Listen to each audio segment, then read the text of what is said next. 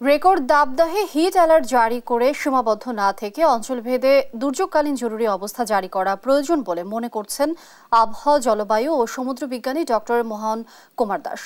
দক্ষিণ পূর্ব এশিয়ার দেশগুলোর মতো বাংলাদেশের উপর দিয়ে বয়ে যাওয়া তাপমাত্রা রেকর্ড করেছে উল্লেখ করেন তিনি। বলেন, আবহাওয়া অফিস হিট অ্যালার্ট জারি করলেও জনগণের জন্য করণীয় নিয়ে কাজ করতে হবে দুর্যোগ, স্বাস্থ্য সহ সংশ্লিষ্ট মন্ত্রণালয় ও প্রশাসনকে। আর জানাচ্ছেন আজিজুর রহমান কিরণ।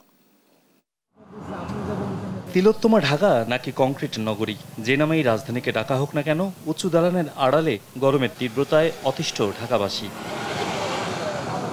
নগরায়নের কারণে উজাড় হয়েছে কাজ, খাল আর পুকুর। ঠায় দাঁড়িয়ে থাকা এমন সুউচ্চ ভবন নির্মাণ এখন যেন গলার কাটা নগরবাসী।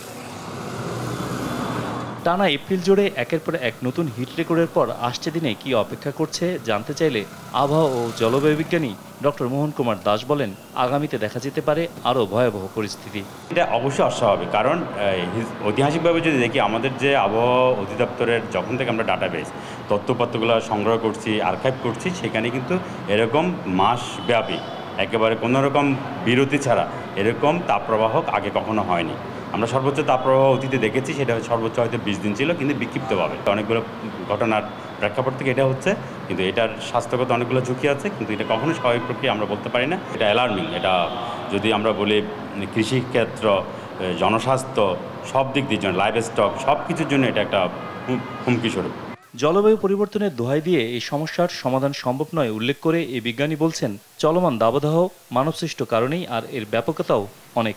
1971টা পুকুর আমরা ঢাকা রাজধানী শহর থেকে নাই করে দিয়েছি, তাহলে সেটা তো ব্যক্তি মানুষের লোভের বলে। এখানে সরকারের কি করণীয় আছে? আমরা তো হিট অ্যালার্ট বলছি, সেটা হচ্ছে আবহাওয়া অধিদপ্তর জারি করতেছে, কিন্তু এটা জনগণের কাছে একেবারে প্রান্তিক মানুষের কাছে পৌঁছানোর দায়িত্ব তো আবহাওয়া অফিসের না। প্রান্তিক মানুষের কাছে পৌঁছানোর দায়িত্বের জন্য সুনির্দিষ্ট অন্য মন্ত্রণালয় হয়েছে। যদি আমরা এখানে উদাহরণ হিসেবে আনি, সেটা হচ্ছে দুর্যোগ মন্ত্রণালয়। আবহাওয়া অধিদপ্তর দফায় দফায় হিট অ্যালার্ট দিলেও সরকারের স্ব মন্ত্রণালয় নিয়ে এখনই দুর্যোগকালীন জরুরি অবস্থা জারির পরামর্শ দেন ডক্টর মোহন কুমার। তাপপ্রবাহ কিন্তু এখনো দুর্যোগ ঘোষিত হয় নাই। যেহেতু তাপপ্রবাহ দুর্যোগ ঘোষিত হয় নাই, তাহলে এখানে আবহাওয়া জরুরি অবস্থা জারির চেয়ে গুরুত্বপূর্ণ হচ্ছে দুর্যোগ অবস্থা জারি করা, দুর্যোগ অবস্থা ঘোষণা করা। তাপপ্রবাহ যদি দুর্যোগ ঘোষণা করা হয়, তাহলে দুর্যোগ ঘোষণার সাথে সাথে কিছু কিন্তু বিষয় থাকে, কারণ দুর্যোগের সময় কী করতে হবে, দুর্যোগকালীন পরিস্থিতি কী করা উচিত, এই বিষয়গুলো যখন নির্ধারিত হয়ে যাবে, তাহলে সরকার এটাকে জরুরি অবস্থা ঘোষণা করা উচিত, এবং এখনও সময় আছে এটা করা উচিত। কারণ বাংলাদেশের সব অঞ্চল ঝুঁকিতে না, বাংলাদেশের নির্দিষ্ট কিছু জেলা, নির্দিষ্ট কিছু অঞ্চল ঝুঁকিতে, সেগুলোকে আইডেন্টিফাই করে অন্তত সেই জায়গাগুলোকে জরুরি অবস্থার আওতাধীন নিয়ে আসা উচিত। ভবিষ্যৎ ক্ষয়ক্ষতি মোকাবেলায় তথ্যপত্র সংগ্রহ করে সে আলোকে পদক্ষেপ নিতে উদ্যোগী হতে হবে সরকারকে, এমন পরামর্শ দিলেন এই আবহাওয়া বিজ্ঞানী।